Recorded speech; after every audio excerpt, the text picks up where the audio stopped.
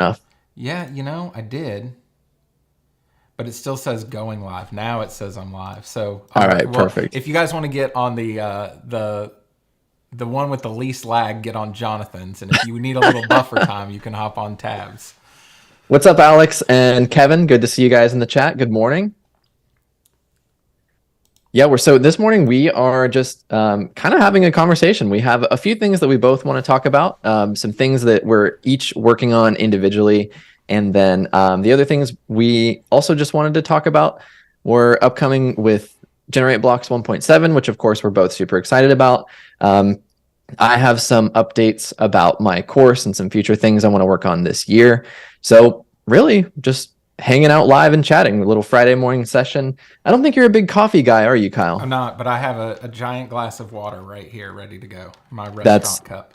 that I was gonna say that is the typical Southern restaurant cup. The red one where it looks like your sweet tea is clear. Yep. Yeah. I have an orange one, and this one's actually pink, but they're like virtually indestructible. I've dropped these things a million times. They're great. There's a TikTok video I've seen that's like when you're trying to be quiet at like midnight, 2 o'clock in the morning, and you drop one of those cups and Oh it's like the man, loudest noise it ever. is. Yeah, it is. They're awesome though. They're my favorite cups. They get all sweaty though, so I've dropped them in the middle of a live stream and dropped 30 ounces of water all over my desk and had to pretend like it wasn't happening. It was all over my lap. My lap was frozen the entire stream. Not fun. That's funny when you're like yeah, Kevin, exactly. Kevin said those cups never stop bouncing. That's exactly it. The Yes. TikTok like basically makes it just jump around just like endlessly, like it never stops moving. It's like down the street into the next town, still bouncing. Exactly. Yeah. Elijah's fancy. He said he uses mason jars. Not all We of us have that big time money like him, I guess. so I save the mason jars for making salsas. So usually if there's a mason jar in the house, it's got some homemade hot sauce or salsa in it. Where do you get the peppers from? You're gonna be able to get that after your move?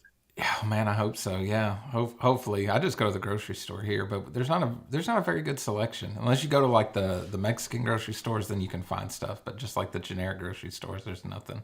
There's a huge one, like, well, I've never been to it, so it looks huge, but it's in the other town next to me, and it's always bumping. They have the food and the grocery store inside, You gotta and go, I've dude. heard it's good. They're the I gotta go. best. They're the best.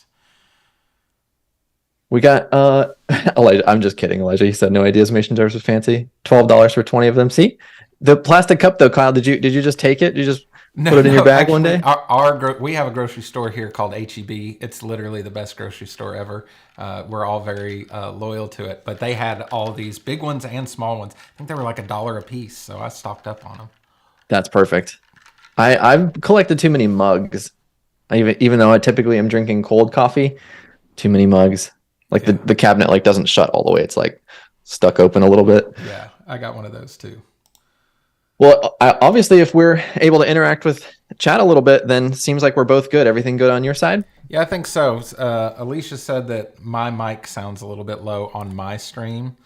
So I'm going to turn your mic down. I can't turn mine up anymore. So I'm going to turn yours down. And Alicia, you'll have to just crank the speakers there on your The end. volume. Hopefully that's better. That happened on the last one too, and I'm not sure why.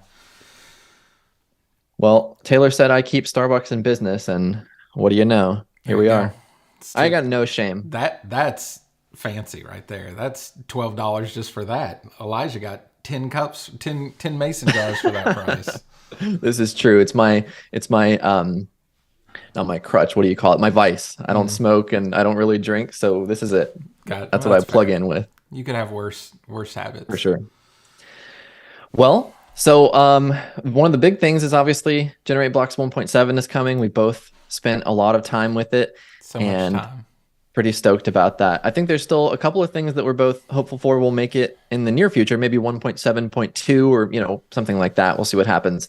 But the Flexbox layouts is really cool. There's just so many different things like really I had this moment where I thought this is becoming more like not well, that's not exactly true. I was going to say it feels like it's coming closer and closer to something like Oxygen and Bricks just in terms of its capability. Yeah. And that's really exciting. It still doesn't feel, we don't have all the same, just plethora of controls that those two products have, but I'm realizing like it was true before, which I think is a misconception people had, that you could only build simple sites with it, which of course wasn't the case, but even more so now, I think it's becoming more accessible to people, which is really cool. Yeah, So yeah. Obviously I put all the alphas and betas and everything on some development sites and played with it a ton to try to get familiar with it. I'm super excited about it and a total nerd.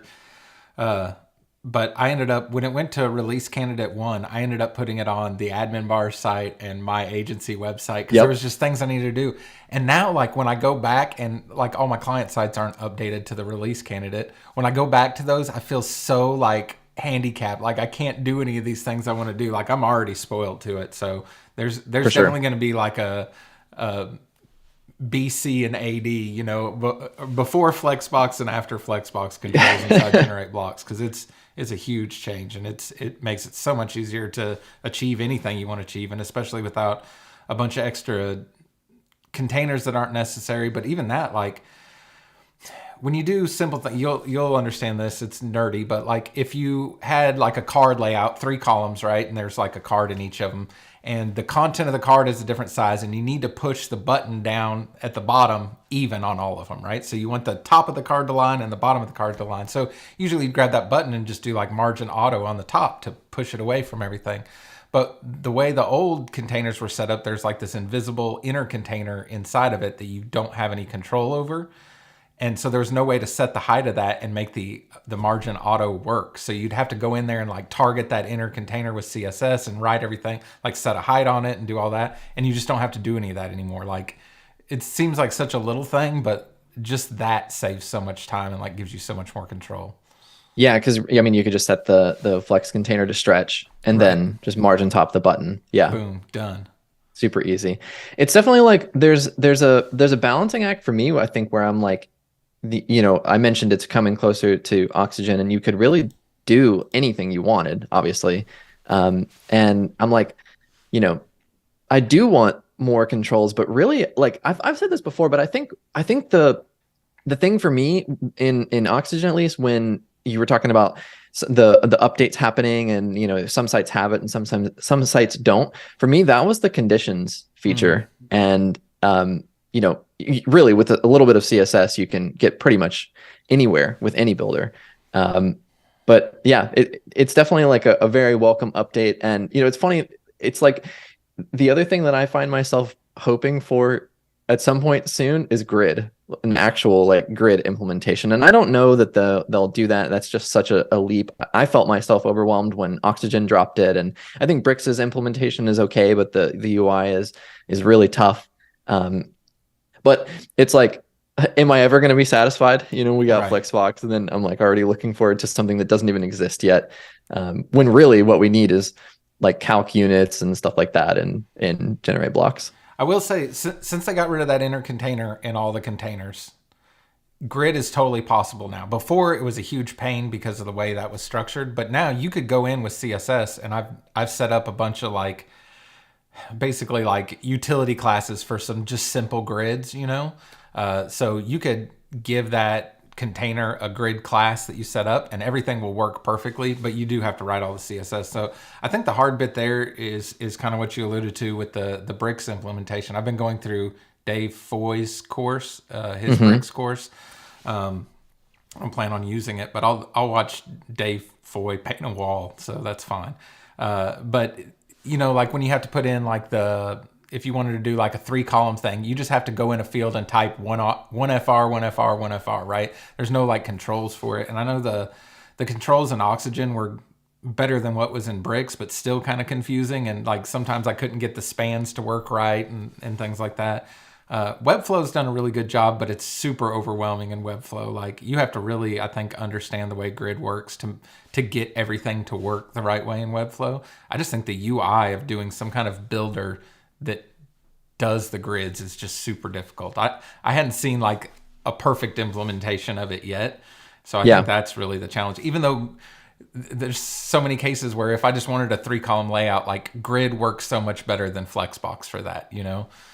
So it's kind of a difficult thing. There's a website that I saw when I was trying to learn grid when Oxygen first dropped it, which was I forget the website exactly, but there was like this like green just space, and you could just drag your mouse, click and drag the different areas and build the grid, and it would write the CSS for you. And I found that was so helpful to just create something visually and then see that output. And that really helped. But at that time, there was a few things that didn't exist that I do believe now, which were like, I can't remember if it was like some kind of like additional column span. There was some combination of like column span and row span that were like not quite compatible. Some I forget exactly. But anyway, my point is that having that visual guide, I mean, Kevin alluded to it. I was a beginner, so the visual guide was absolutely helpful. Yeah, absolutely.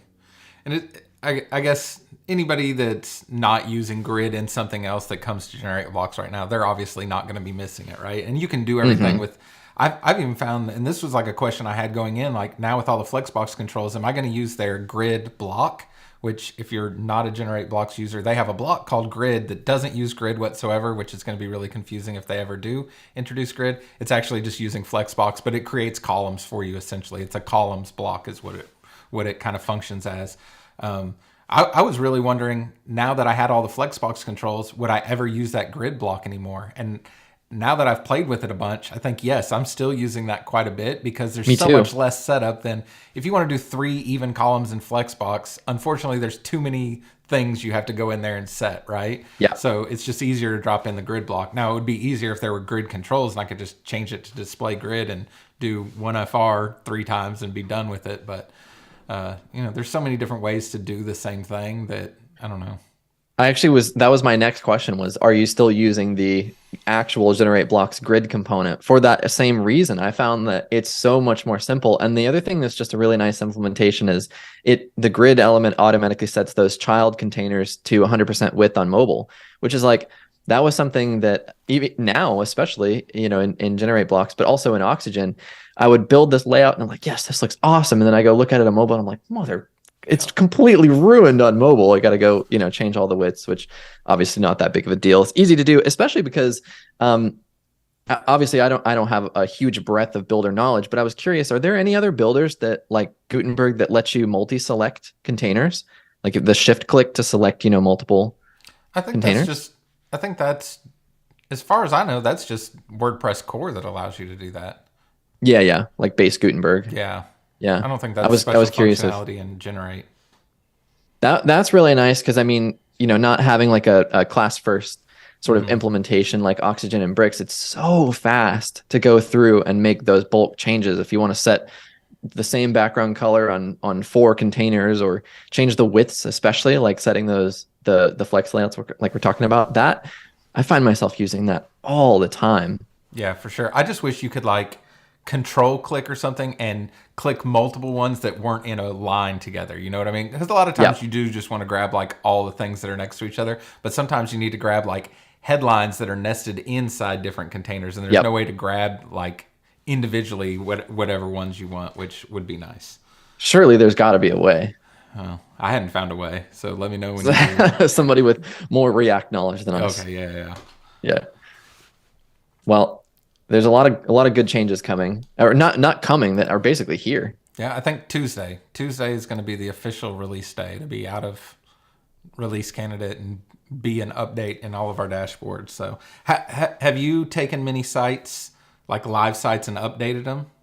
Only for my specific like sites, no client sites, but the premise log website is on the alpha, or I mean not the alpha, the release candidate. The course video that I've recorded, like the past 20 something episodes I've recorded, have all been on release candidate. So only ones that I could afford to lose and not have a client yell at me if something went horribly wrong. But really, I haven't been afraid of it since the beta. There was a few small things that I wasn't sure, like, is this my fault? Is this something operator error essentially, or is this beta? But nothing breaking. So how are you going to handle? Obviously, they put in there, and I know not everybody watching this cares, but they put in there basically a simple little toggle. Once you update, if you have a section that uses the old system, there's a little toggle you can click to update it to the new section. whatever they did will determine whether or not how it needs to structure the new way. It's super accurate too. Like it always suggests the right way. I've never had it suggest the wrong way for me. But you can just press those buttons and it'll update everything. So do you plan on going back to old sites and updating all these individual containers to the new system, or just leave well enough alone? I'm just gonna leave them alone unless I need to. Like on the premise log site the other day, I was building or adding a section to an additional page, and then I copied one that was very similar to another page, and in that case, I did update it because I wanted the flex controls, and it worked perfectly. I was kind of nervous. I clicked the little, update to new system, and everything was totally fine. Yeah. So just like you said, it worked perfectly. But really, like just going to leave it unless I need it, quite honestly. Yeah, I was talking to Mike Oliver about all this, and his original plan, I think, was to go back to all his client sites and like update every section to the new systems. I'm like, No way. I don't think I'm going to go. Like, I think my approach will be, and I think he's changed his mind on that after doing a couple of them. Yeah. I think my approach will be like if I hop into a client site and because they need some changes or whatever, and it's using the old system, I'll just update that section as I'm doing it. So there'll probably be a mismatch of like old system, new systems, and either one works fine. So I don't think it's a huge deal. Yeah, I mean, since they're not incompatible with each other, I don't really see the value in taking the time to do it. Unless I'm already there and there's a reason to, then I'll do it. But Right. otherwise, it works fine. And I do wonder too, because I have a few client sites where clients get in there and do things. So I'm gonna have to give them some advice on whenever they say, "What do I do?" With this, do you want to update or whatever? So far, like I said, though, I've updated probably 100 sections or more, and it's never suggested because it gives you a choice to go with like an inner container or not have an inner container, and sometimes you need it and sometimes you don't, just depending on the layout. I've never had it suggest the wrong way, so I feel pretty confident. Just tell them like, yeah, you can go ahead and update it, do whatever they, click the blue button or whatever instead of the grayed out one, and you'll be fine. That's encouraging because then you don't have to worry about it if they just make a choice without, consulting you or without any regard. They just mash buttons, then Right. you're good to go. No concern there. I had to fix a couple sites this week where clients just went in and mashed buttons. It's not very often that that happens to me, even though everybody has access to their own site. It doesn't really happen all that often, but it gives me a small, I don't want to say sense of joy, but those that increased hourly rate when somebody screws it up. Really, it's not when the client does it. It's when some other person comes along, some like, marketing guy, Right. and he goes to screw something up. Yeah. Let's see. Kevin has said something. There's a similar way to select all similar headlines. It's called a class. Yeah, you're totally right. I was playing around with Touche. Gutenberg, and the first really frustrating thing I ran into was not being able to name the items in the structure panel. How do you handle the lack of organization? Yeah, that I totally agree. The hacky way is obviously you can give it an HTML anchor, which pops up, but then that can have some side effects too. However, the anchors have a plus benefit, which I'm sure Kevin's already aware of, as probably you, Kyle, but those will often appear as site links in Google search, which is really handy. So that is something that I've started doing. Essentially just the anchor links will sort of be, you'll have your main entry in Google and then you'll have the small little site links underneath the main search result item. But I have a small blog that I run that basically has like a list of beach access locations, and there's like 25 of them. But depending on what they search, it's like smart enough to know which one to pick up, which is just so handy. So I don't always do that, but yeah, it would be nice to be able to give it an individual name, just like Oxygen, where you could just double click the item and then just rename it. But I'm going to try to find it here when I'm not talking, but I'm like 90% sure this is coming to core in like the next update. Oh, cool. I'm pretty sure I saw that. So maybe somebody in the chat, because if I try to multitask more than I'm doing now, I'll screw up. But I'm pretty sure I saw that was one of the... So they did like a call for testing for the next version, and I was just going through the change log of everything, and I want to say it was in there, but if not, it was like one of the future ones. But I think that's coming. I mean, that's obviously it's one of those things that seems so basic. Like, why wasn't that in there from day one? So I kind of tend to agree with Kevin. It's not bothered me too much. I'm working on a page right now where there's going to be probably about 40 sections on it. It's going to be like one of those super, super long pages. So I've done That's where it gets tricky, and you're trying to find which one. I've done exactly what you do, and just put an Yep. anchor in all the sections so I can quickly see what they all are. But it has served the dual purpose too. If I need to send somebody directly to one of these sections, at least I already have an anchor tag set up, and I can just grab the link and send it to them. Yeah, that's really neat. Taylor Drayson actually just came up with a cool code snippet on his Snippet Club site where you can get the little like copy anchor link just next to a heading. And I haven't used it yet, but that what you're talking about, adding the anchor link would have that plus benefit of having the direct link without having to, manually create the link for somebody. I Yeah, like Kevin said what I saw an open item, just didn't see a release date on that. Go ahead. I like what Google will do I think it's in like the rich snippets. Sometimes they'll have like you ask a question and it'll have like the answer highlighted. And if you click on that website, it'll scroll you down and highlight that part of the text, which is freaking slick. That's so cool. I thought that was like some witchcraft. I actually noticed it first on, funny enough, the Blizzard like forums, like their community forums. You could search a question and it would do that. And I was like, damn, this is sick. How did they do that? And then like a couple days later, I saw it on like the Google support forums and then other people's websites. And I said, oh, got it. This wasn't some crazy trick that they pulled, but it is really, really cool. Super useful. So with this big update, were you upset that you had just finished your entire course and everything was changing, or is this a golden opportunity?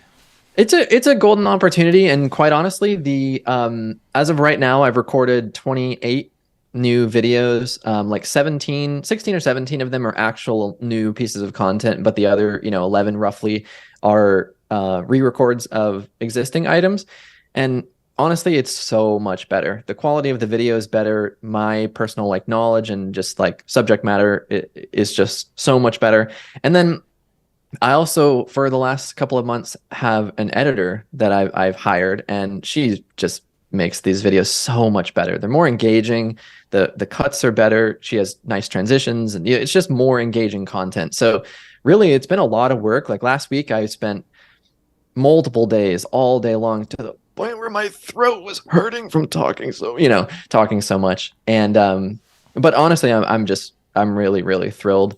And it would be tough to leave that other stuff there because there were so many things that changed in the UI just from like a visual perspective that it would be really confusing for somebody to come along and be like, wait a second, what you're showing me, this isn't even the same color anymore. Like, so there was an element of like, damn it, this just changed, but I'm honestly like really stoked. Yeah. And I know you shared a couple of the videos that have been edited, or first cuts of the edits, and they look awesome, man. I'm super excited about going through the whole thing again.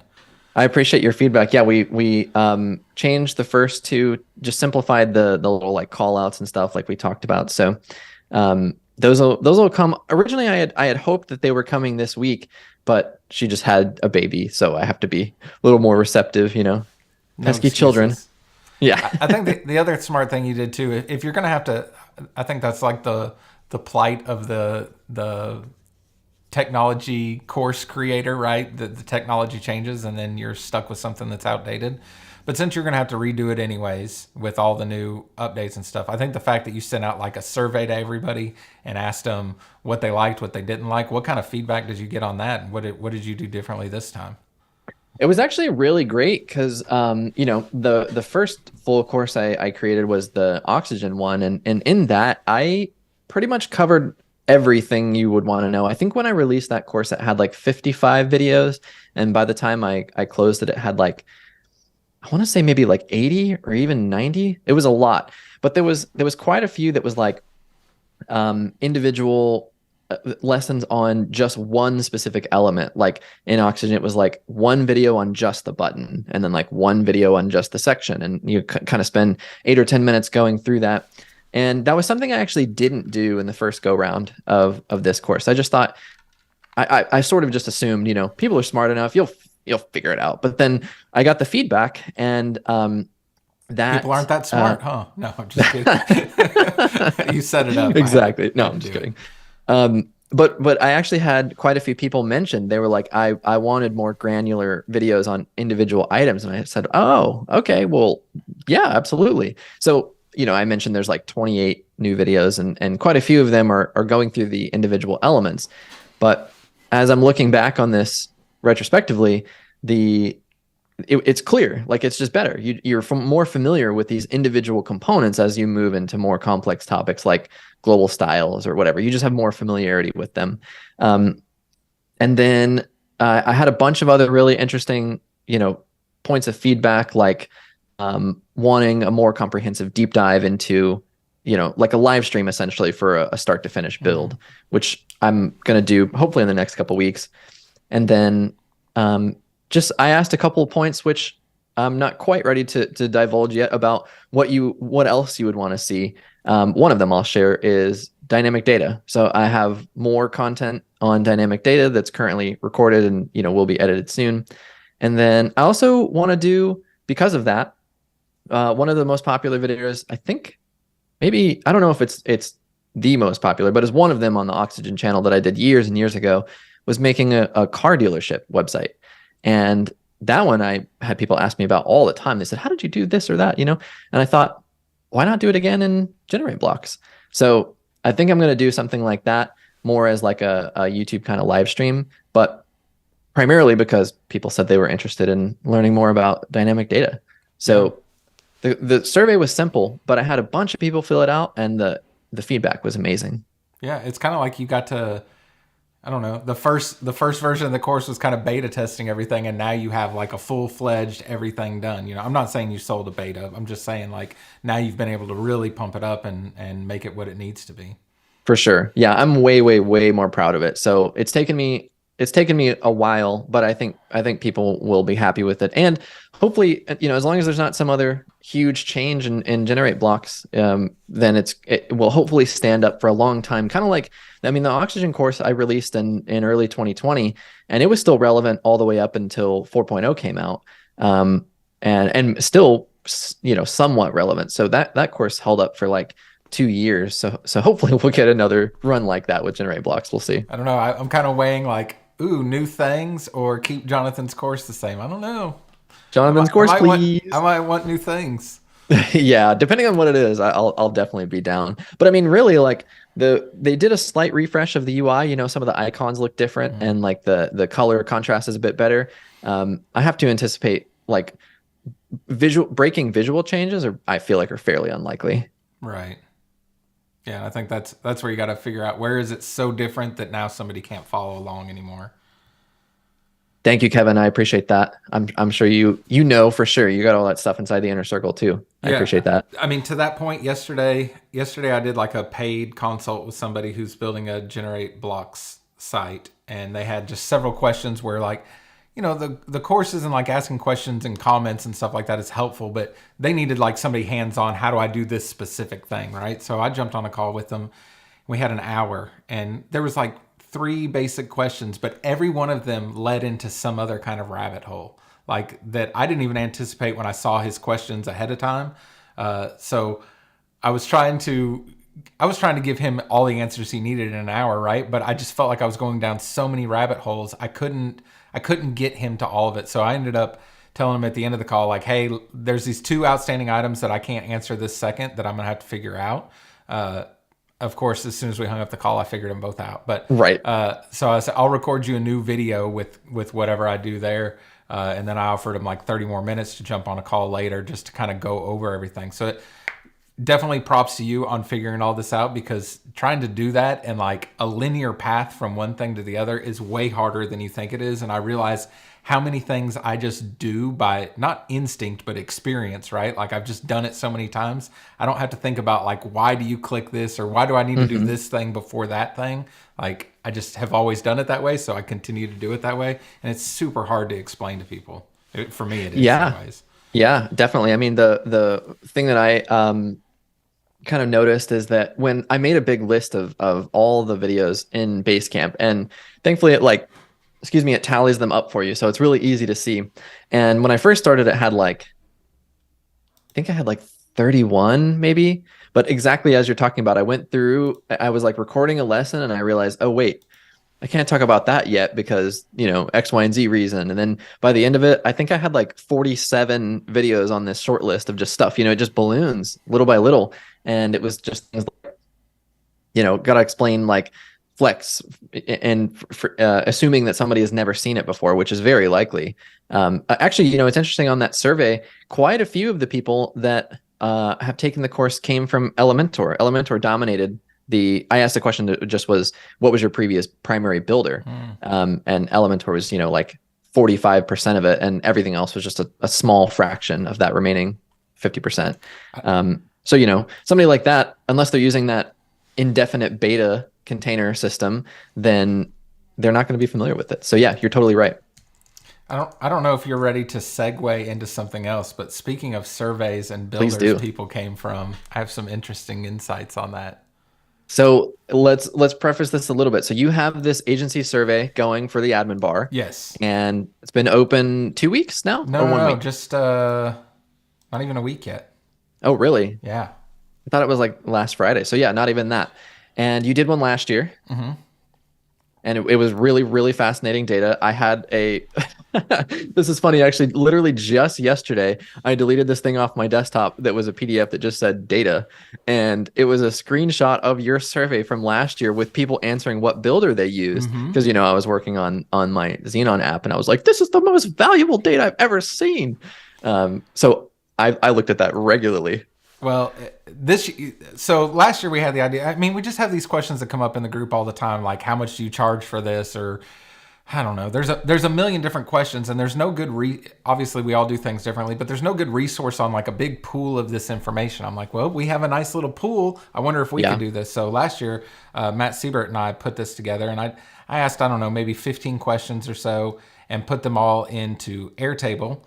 So they were. I'll drop the link to last year's survey in both of our streams here in case anybody wants to follow along. So we did a nice little infographic with some of the information, and we have things just on here like how much focus do you put into SEO or accessibility, or what builder do you use? How much do you charge for this or that? So there's lots of questions like that just to get kind of a temperature of everybody. Now, I did all this in Airtable because I'm a huge Airtable nerd. And so, of course, I was going into Airtable and like filtering all these things different way and grouping them and sorting them and like looking at this data in tons of different ways. But I did a really poor job of explaining that you could do all that. So we did like this results page that has a cool infographic that like points out some neat things.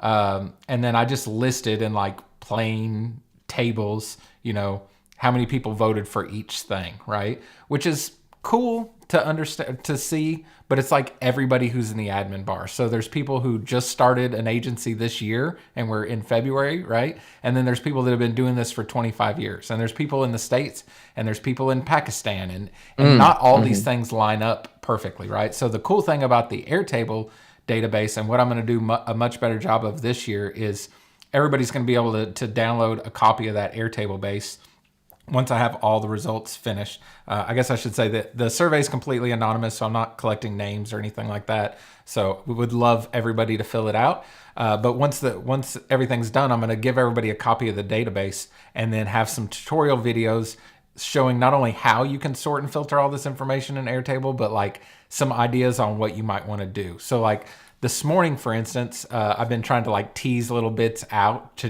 get people to fill this survey in, right? So I teased out where we're at right now with hourly rate. So one of the questions on there is like, what is your hourly rate if you charge hourly?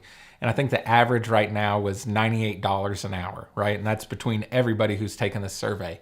But because Airtable works as a database, I can sort and filter that in different ways. So one way I looked at it was like experience, so I did a chart of like people with 1 year of experience, and it goes all the way to like 30 something. And you could just plainly see that the more experience you have, the more you're charging per hour, right? That's not that interesting, but it just shows you an example of how you can filter this. Another one I did that's a little bit more interesting is one of the questions we ask in there is like if you have a niche or not, right? So I was able to filter that information and see what is your hourly rate if you do have a niche or if you don't have a niche. And the hourly rate for people with niches is higher than people without them. Now, that doesn't mean you pick a niche and all of a sudden you can charge more, but on average, those people who specialize in something are charging more per hour, which is interesting to see. Yeah. So there's all kinds of ways you can break this down. So I want to do a lot of like education on that Airtable part, because I know not everybody's an Airtable nerd like me, but how to do it and why you should do it this way, right? So the more people we can get to fill in this survey, the better data everybody has in the end. Well, I mean, there's so many pieces to that. The geography is a huge one for the hourly rate. If you even if you were to look at North America, like Canadian dollars versus US dollars, it's like that's not really comparable. So you need to be able to filter it by geography. Some people may want the hourly rate for Europe as a Hmm. whole, or like Asia or whatever. Yeah. Yeah, and so we did all that too. Like, there's a drop down list, and I think it was like the 50 most popular countries that people are from in the admin bar. So you can pick your country, and then there's like an other for any else. But it's, I mean, 50 countries. We're gonna have most people who speak English at that point. Um, so you could go in there and filter just a specific country. Like, if I only wanted to compare what I'm doing to people in the United States, I could do that. Or I could say United States and England and France and Germany and the Nether. You could combine it however you want. And then you can filter all that data down and see, where everybody's at with that. So for me, it's fascinating to see, like, okay, are the people who are focusing on accessibility, like they're striving for hitting WCAG guidelines, are they making more money than the people that aren't? And maybe that tells you, hey, maybe I should spend some more time on this. Or another one in there is SEO, right? So you can Yeah. see, like, if I'm not offering SEO right now, but I can see everybody in my country who is making a lot more money than I am, maybe this is the year I step more into learning more about SEO. So that's the avenue I go to raise my rate. So I think there's just so much information in there to be had. But the reason I thought about all this is the numbers about page builders. You mentioned that Yeah. was sitting on your desktop. So preliminary numbers, but I'll just tease this out. So I have all the finished numbers from last year. We only had 321 people who did the survey last year. I'm hoping to get it to 1,000 this year, but we're only at 300 right now. It opened Tuesday. It's going to go through the end of this month. So incomplete data. This isn't the final numbers, but for fun. Elementor is down from where it was last year. I don't have the exact breakdown in front of me, just if it's up or down. They were slightly down. I think they were like 33% last year, and now it's like 26%. So we did have some drop off in people using Elementor. Blocks. So I just had a generic category for blocks, and then if you selected blocks, you could pick which builder. But just blocks in general, Cadence, Generate, whatever. It's up to 25.8%, and it was down in like the low teens, I think, last year. So it's climbed a bunch. Divi is up just slightly. It was like 12 point something, and now it's 13.6. So that could just be because I don't have enough numbers yet. I imagine that one will be fairly stagnant. The biggest change, bricks. Last year we did the survey in February. They were at 0.3% of the people who Wow. responded said they were using bricks. And I know me and Matt did a podcast episode when we released this, and we said, well, next year that will definitely grow because it was really picking up momentum. So it went from 0.3%. Right now it's sitting at 11.9%. So a huge jump for them. Beaver Builder slightly down. Oxygen, I think, was at like 13 or 14%, and this year down to 6.8% with the numbers I have so far. So it's pretty easy to see, like, a lot of people left Oxygen, some people left Elementor, and most of those people went to bricks or blocks. I mean, That's you can almost crazy. like follow the lineage there around. That's man, that's fascinating data. Just thinking about there's so much to dissect in that too. Mm-hmm. Like I wish we had info. There's just too many questions to ask as you start to dig into this, I'm sure. But I wish we knew their previous one as well. Right. I bet the data is probably fairly similar. It's probably just the inverse of the data you're seeing now. Right. And that's the thing that's hard with the survey. First of all, I'm not a statistician, so I'm probably screwing up a lot of these things. It's probably not by the book. This is for fun more than anything, Yeah, But you got to balance, like, I want to answer a ton of questions with this, but at the same time, if I give you a survey that takes you an hour to fill out, 5 people are going to fill it out. So it's kind of useless. So right. I was trying to keep this in, like, anybody can do it in under 10 minutes. And if you're quick, you could do it in 5 minutes, right? Because I want to make sure, like, this year I'm trying to get it out to people further than just Tab, right? So I'm talking with you about it, and I have other people I'm talking to about it, and people have offered to share. I appreciate that. I know Alicia's watching. She was sharing it in Kevin's inner circle, so I appreciate that. This data is not for me, right? Like, I'm not holding anything back. I'm going to give out everything. So basically it's all being collected into Airtable, and then I'm going to give everybody the link to have a copy of the Airtable base, and they can do whatever they want with it. And if they want to produce content on it, fine with me. That's cool too. So do whatever you want with the content. I'm going to produce some content around it as well. But I think Produce content, you say. everybody will have a different take on it, right? So you're a great example. You could have this Airtable base afterwards, and what you take away from it is going to be completely different than what I take away from it, because we just have different trains of thoughts, right? So Yeah. it could be great for you to create some content on, and then every individual agency to be able to kind of see how they stack up. Yeah. I mean, it's really interesting because I just bumped my hourly for the first time ever. This is my 6th year in business, and I started with my hourly at 110 an hour. And that was purely because the company that I came from was at 105. And I remember consciously thinking it was so easy to say that 105.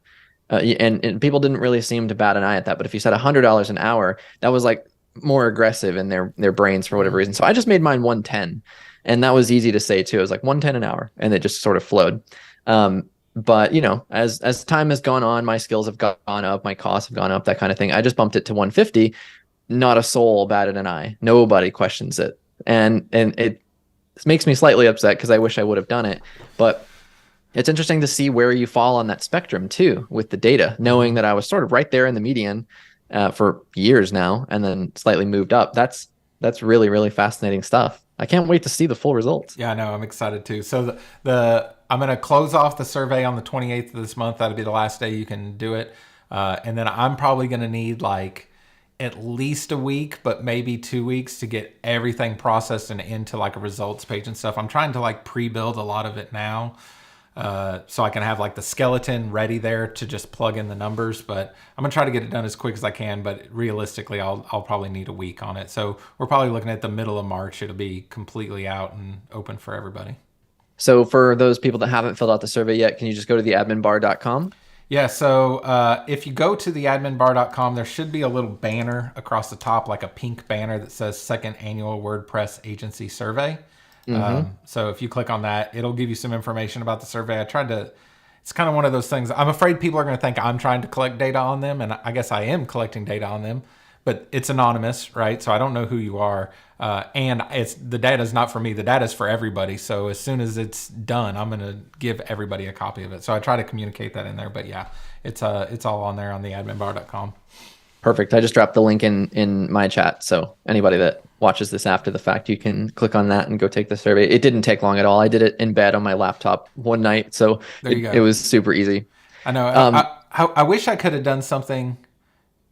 Somebody mentioned like I need to incentivize it, right, to get more people to do it, which would be great. I would bump the numbers. And I thought it'd be really nice to say, okay, only if you participate in the survey do you get a copy of the Airtable base, right? Otherwise, you can just see the results that I publish. But then I'd have to know who filled in the survey, right, which ruins the anonymity of everybody who signed up. So it just is. Wouldn't that also skew the data, though, if there's some sort of incentive? Like, yeah, definitely could.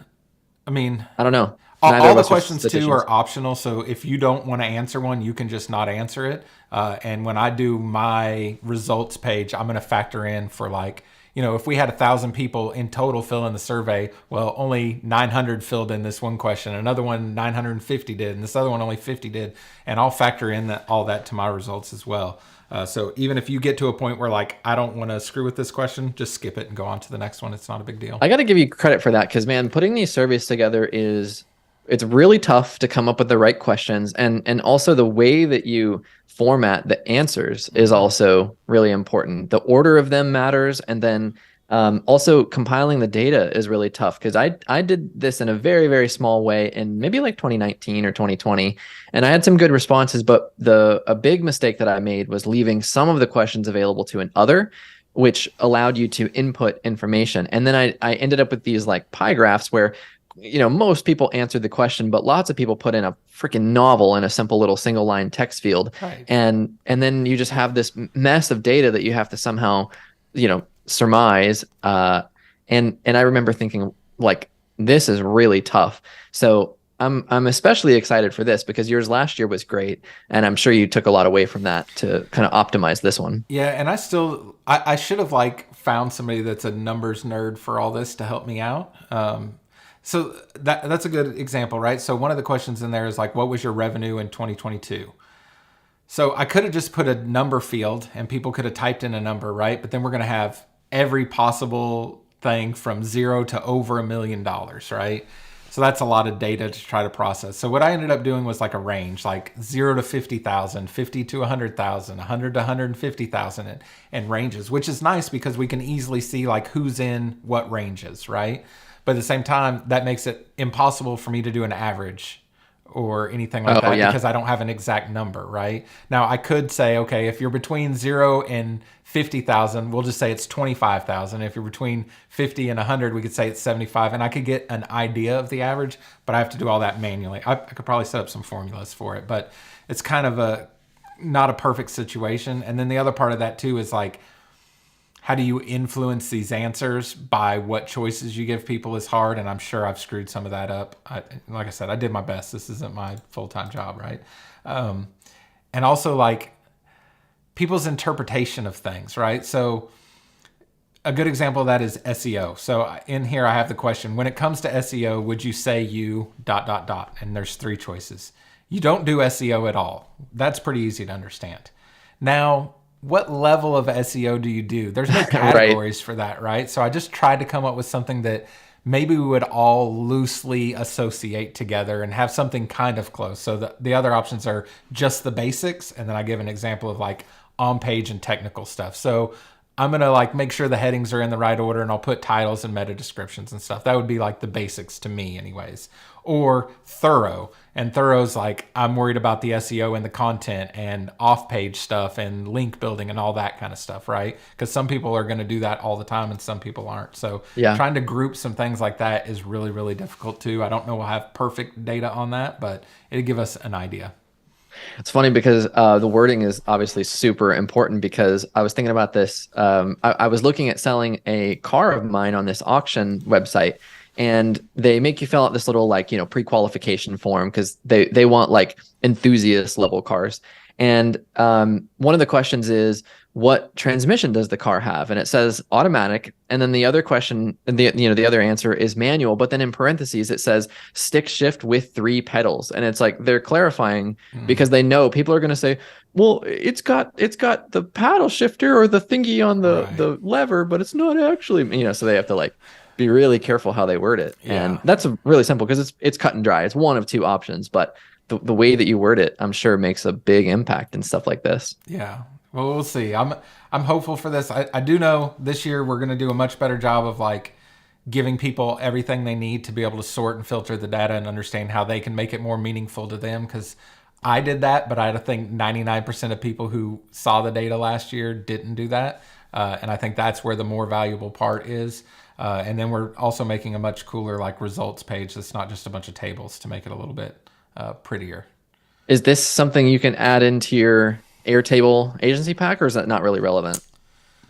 Yeah, I mean it's fairly simple. I just put questions in there and a form. So I don't know.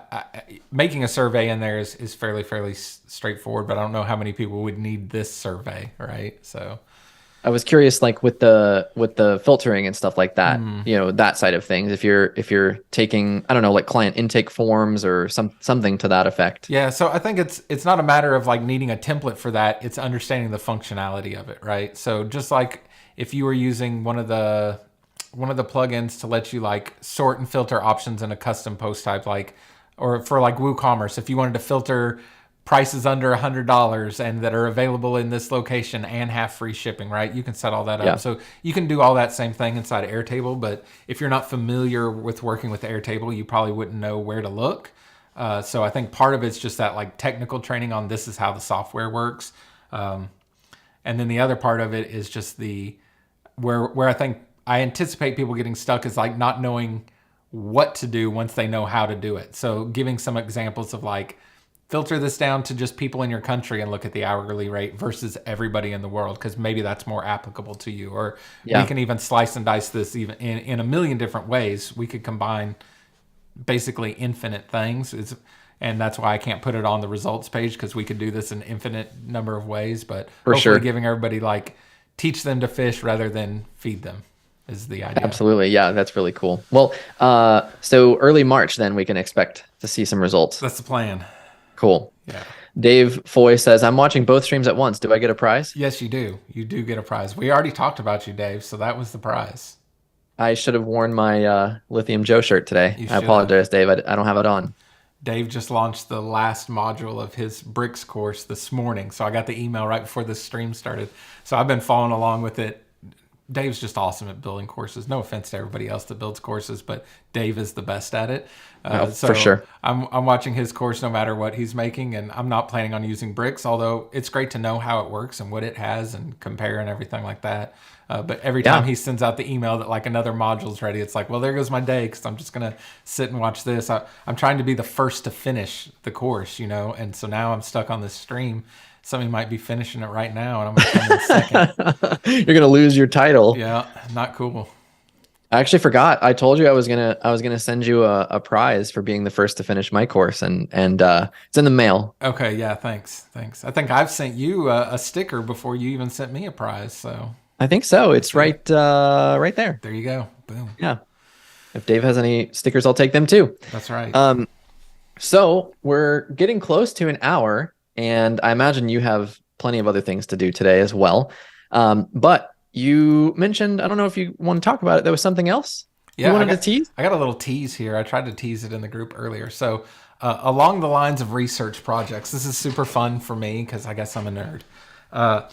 A while back, we had a thread in the group in the admin bar about like putting home in your navigation versus not having it in there. And I think most people in the group didn't think about it very hard and just said, well, you just click the logo. There's no need to put it inside the navigation, right?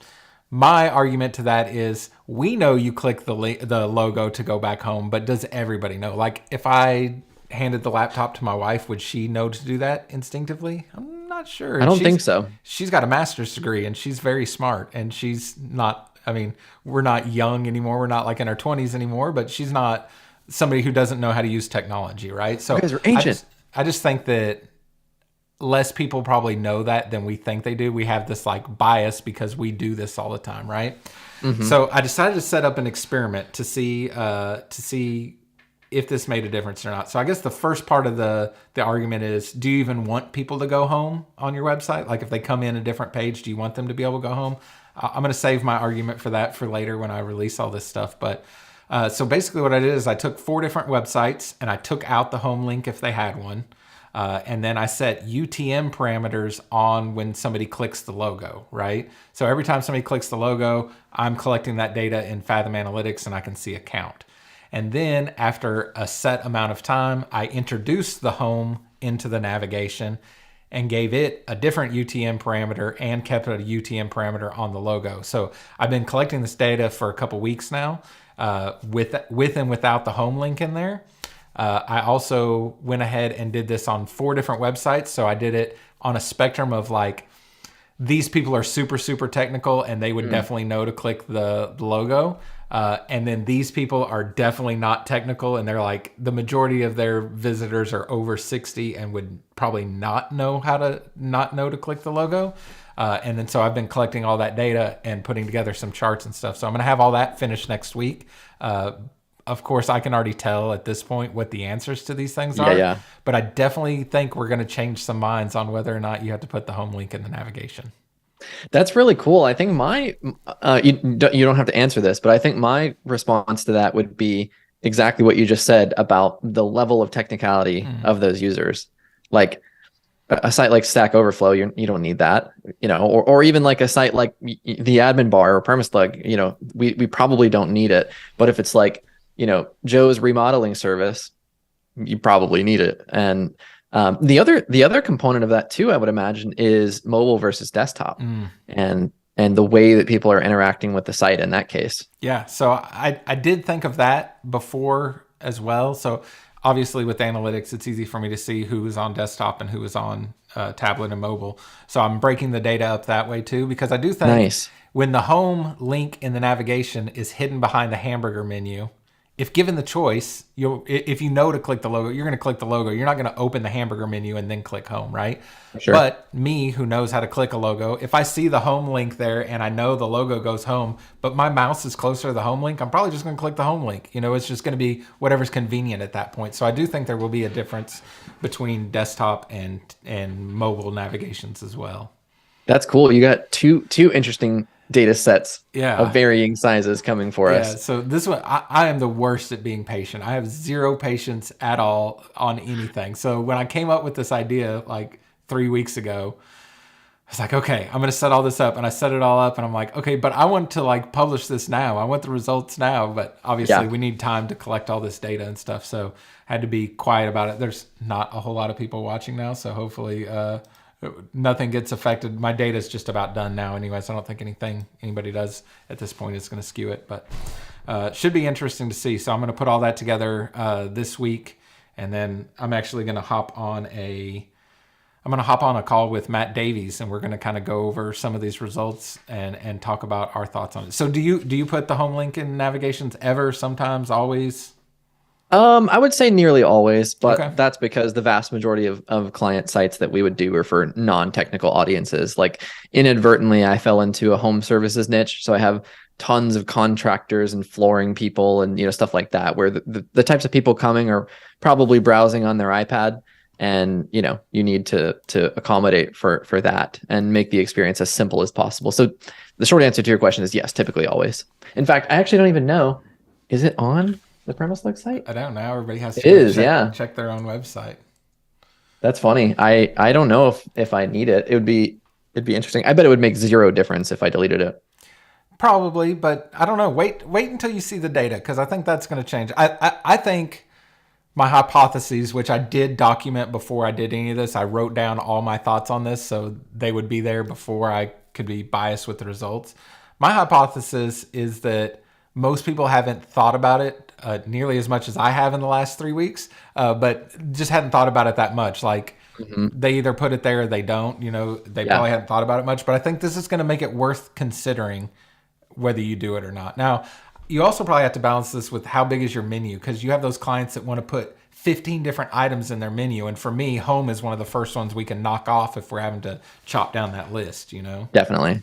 Yep, that's a really good point. It's not super common, but yeah, there's a client that I have that's been one for multiple years, and it's a church, and they just love to stick shit in their menu, and we even had to switch it to like a slide out side nav because it's so damn long on desktop. And they love to say, like, can you put another tab on the website? Like, there's no tabs on there. There's no more space. I'm sorry. I'm not making your menu scroll vertically. No way. I've Not doing told that. some of the non-techie clients before, like, oh, unfortunately, there's only the theme only allows for 6 or whatever the number was. Like, oh, sorry, we literally can't do that. And honestly, that's an acceptable answer. I fell into the opposite trap when I was working with Oxygen because you could do everything. Right. And then I'd be like, why the hell did I not just tell them that I can't do this? This is crazy. I mean, it's a little white lie. It doesn't hurt anybody, but they didn't No. question it. They were just like, oh, okay, yeah, then we'll just keep those. Exactly. They never do. So next time That's they say, really can we cool. make the logo bigger? Say, unfortunately, we can only allow for 90 pixels in the header, and then the police get called. So this is as big as it can be. Designers everywhere rejoicing. Yeah, so there you go. We solved that problem.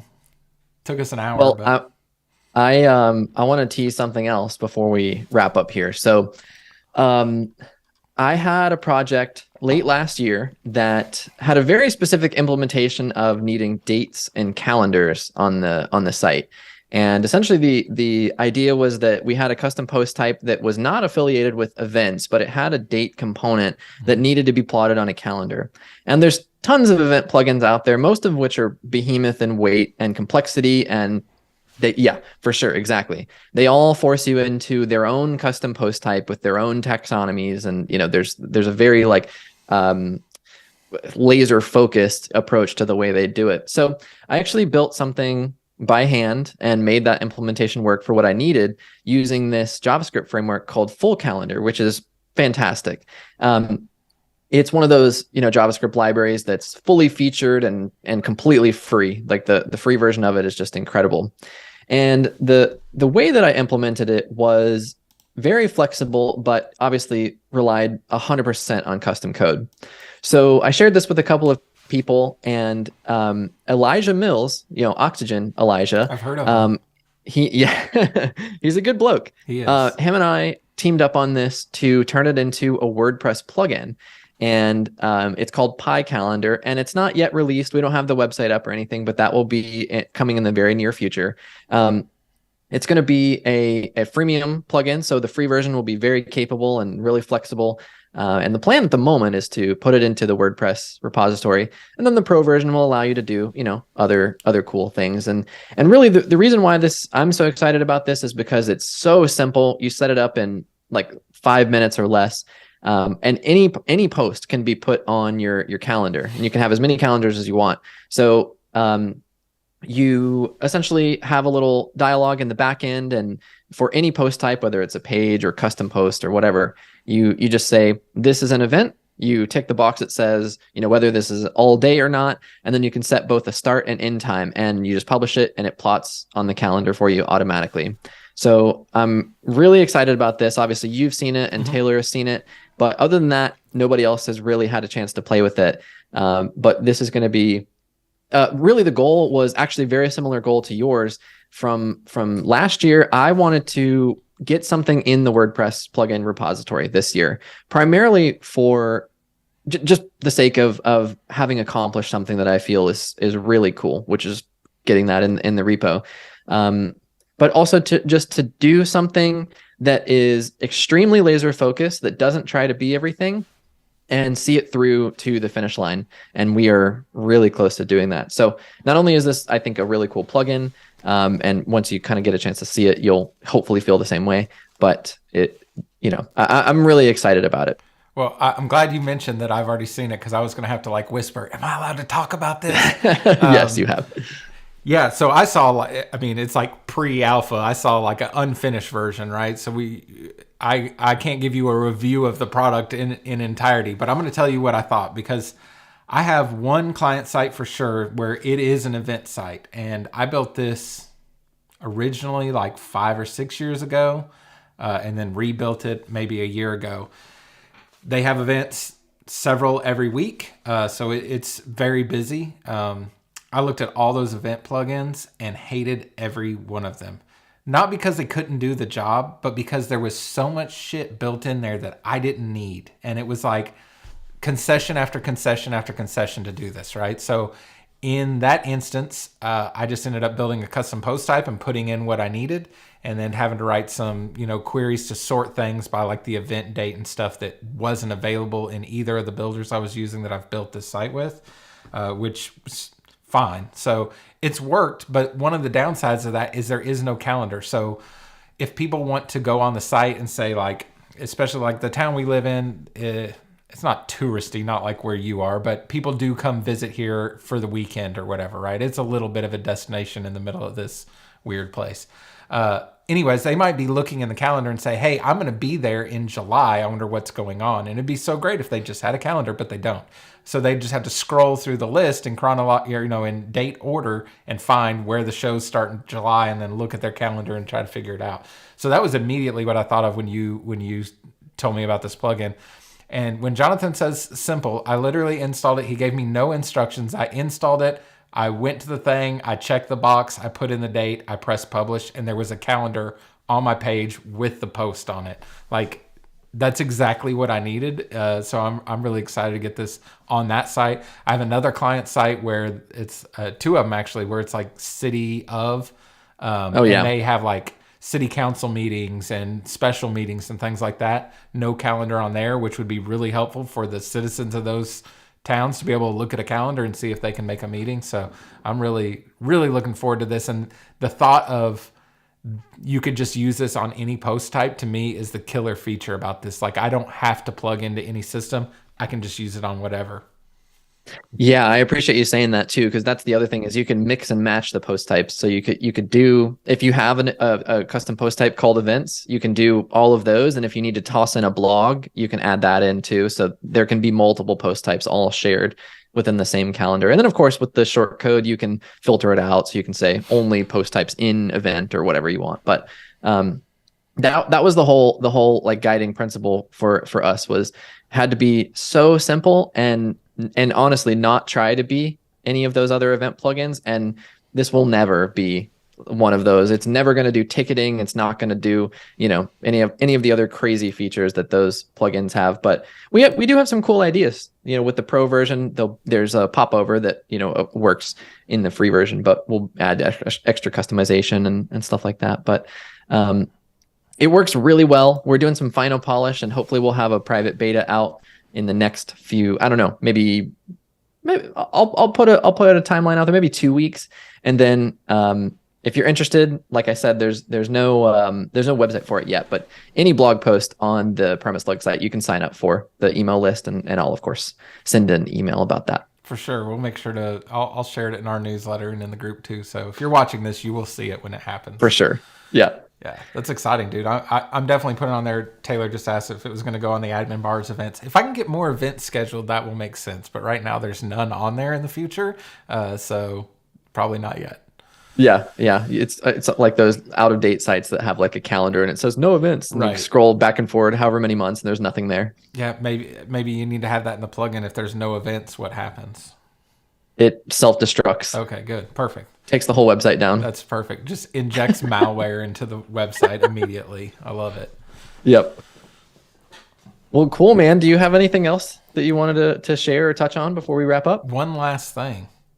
Episode 1 of Inside Link today. Congratulations on that. Thank you. I'm enjoying it. I'll enjoy it more when I'm not talking on it. And I just want to hear what's coming up next week on episode 2. Well, I appreciate you putting me on the spot for this. So I think what I'm going to do next week is like a live Q&A with GenerateBlocks and GeneratePress. So my plan is I'm just basically going to have, I'm going to send an email out and ask questions, of course. So I have some things to work with on the front end, but I'm going to have just a new install set up. And if people have questions, they want to see how something works, or if there's like a specific thing somebody's struggling with, then I'm going to try to replicate it and do it live. And so essentially it will be like a webinar-esque kind of thing, but it'll be live on YouTube, and that'll be episode 2. That's the plan for now anyway. I'm glad to put you on the spot like that. I've been waiting to do that this whole time. Anybody watching, that was not set up. We did not plan that beforehand, and I knew when I said it, Jonathan would either laugh or kill me. So it seems like a laugh, but he might want to kill me later. I definitely need to make this a habit, because it's something that I've thought about doing and I've talked about doing for a while, and the reception has always been good. And these 9 a.m. Friday sessions for me work perfectly. Typically my schedule is pretty easy on Fridays. And so this is really consistent, and I think it's going to be good. I mean, there's a specific podcast that I look forward to every Friday night. I know it's coming. I know what time it starts, and I'm always there, but it's because that consistency, I know it's there. And so I'm I am going to end up doing the same thing here. So drop a like on the stream if you want to see the next episode next week. Taylor has an interesting idea, though. I wasn't prepared for this. I think the guest should be able to call someone out for the next episode. That would be interesting. Have the guest pick the next guest. Okay. All right. So then, because I already have a plan for week 2, who are you calling out for week 3? I mean, it's got to be Taylor. All right. That's it. Done. Yeah. I mean, it was his idea, so he's got to go next. All right. I'm down. That sounds this. Great. That's exactly what we're going to do. Okay. Perfect. I love it. I'll be there. By the end of it, we're going to have Matt Mullenweg on here. That's right. I don't know if you really want that. Have you listened to him talk? Tom, yeah. Max says Tom on here. That would be great. I haven't chatted with him directly. Yeah. That was a super interesting call. I love that. Yeah. Yeah. Well, thank you for allowing me to be your first guest and come on here and talk about some things I'm doing. I appreciate that. Of course, man. As always, anytime you want, you can be week 4, 5, and 6 if you want to make it nice and easy for me. Now somebody else has to invite me back on, or I don't get to come back. True. Those are the rules. Those are the rules said by Taylor. So done. This has been really great. As always, it's good to chat with you. Thank you to everybody watching. And like Kyle said, whether you're watching Kyle's stream or mine, please drop a like on there. And if you have any questions for us, feel free to join the groups. And otherwise, we'll see you in the very near future. Bye-bye.